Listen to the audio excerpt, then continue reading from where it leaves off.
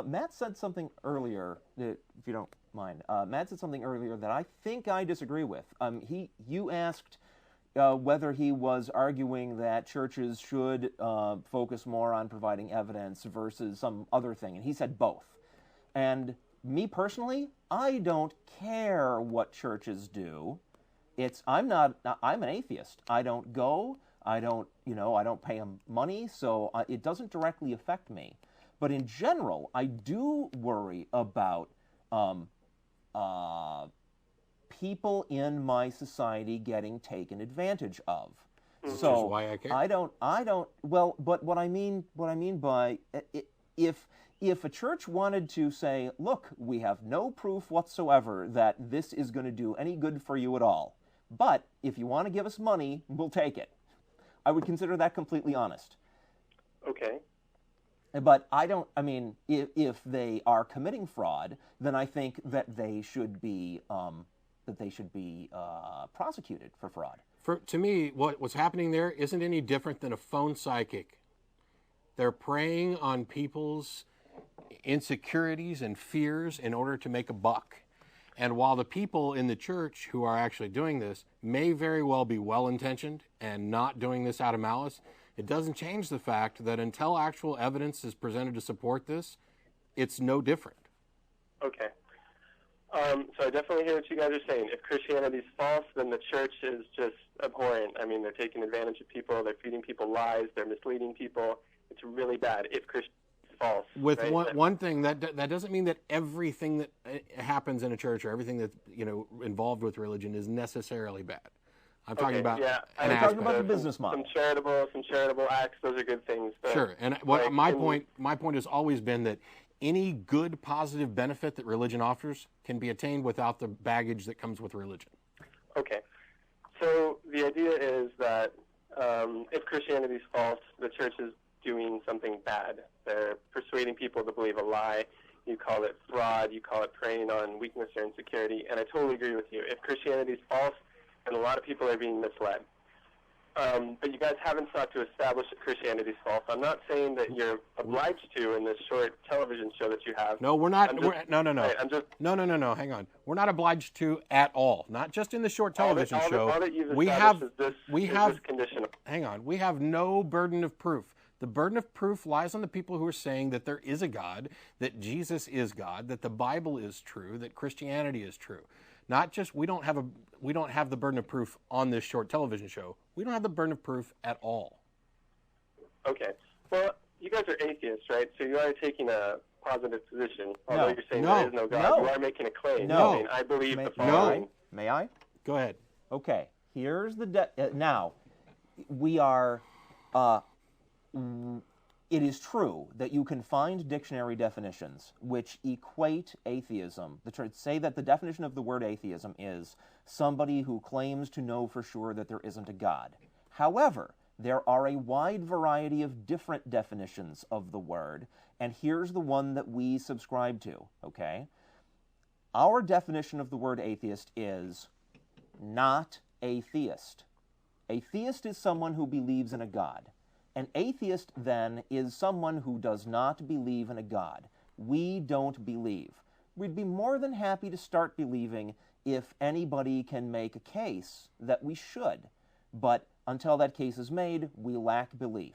We are not saying we can prove it's wrong, but what we can say is that we have paid a lot of attention to the claims made by not just Christianity, but all religions throughout history, and we don't see any evidence anywhere to justify belief.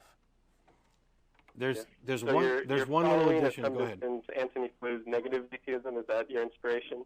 I'm sorry? Is the inspiration here Flou's negative atheism, or did you guys just come up with this yourself? No, we didn't come up with it ourselves. It's the literal meaning of the word, atheism, without theism.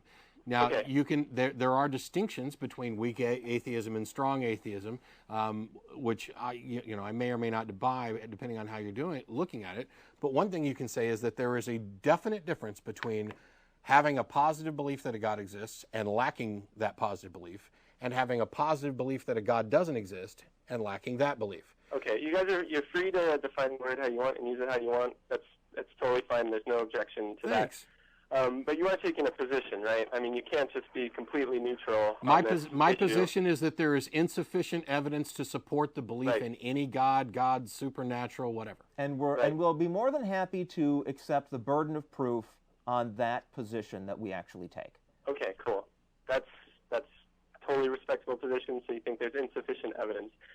And again, if I were to like offer evidence, that'd be a super long discussion. There's tons of books written about it, but I think we could talk about this. How about this? So, do these churches, do they have an obligation to present evidence? Does a Christian need evidence to be justified in believing Christianity? I think no. I don't think a Christian needs evidence. Why? In order to be justified in believing Christianity. Why not? Isn't it simple, basic, rationality to want to have evidence for anything that we believe? Not exactly. Consider some beliefs like sense perception or memory or basic mathematical intuitions. You don't have evidence for like sense perception. How do you know that your sense perception is reliable? You just sort of take it as basic. You don't ask for evidence. How do you know that your mathematical intuitions are reliable? I don't agree with your example, but I will give you an example that fits, I think, where you're going, okay? Okay. Solipsism. I reject solipsism. I don't have any proof that the universe is not just a big illusion and, Right. I'm the only real being. I don't have proof that that's not true. Right. And as far as I know, that is the one thing that I reject, the one idea I reject without actual evidence. Without evidence. The Well, reason there's several, I have, there's but several hang others. on, Here's another one. hang on. The reason I reject it is because if it turns out that it's all a big illusion, I have no motivation to do anything. All right, it's just as a matter of convenience. In order that there can be such a thing as learning and such a thing as progress, it seems to me the universe has to actually exist. So I do take that as a given, even though I can't prove it. Now, on sense perception, though, I have plenty of evidence based on my many years of experience using my senses and having them generally be reliable that they work. Okay? Well, So I don't agree with you on that point. But I'll grant you the solipsism thing. Right? I mean, you can't say, well, 9 out of 10 times when I see a green bush, it turns out to be green, because the only evidence you can provide is more sense perception, right? Wrong. Independent confirmation from others. From their If sense I look perception. at a bush and say it's green, and Jeff looks at a bush and says it's green, and you look at a bush and say it's green, then we've verified that at least from our perception of reality, that bush is green. That's Okay, how you so- build up a case for reliability for sense perception. When you're talking about epistemology and determining what you know and how you know it, you could say that the only thing you truly know is that you can think. But the truth is, you operate in a reality which is entirely based on your sense perception, and you build everything off of that. But even in that reality, there exists no confirmational evidence for these claims about God. Those claims, by their very definition, violate the laws of nature, violate reality as we all experience it.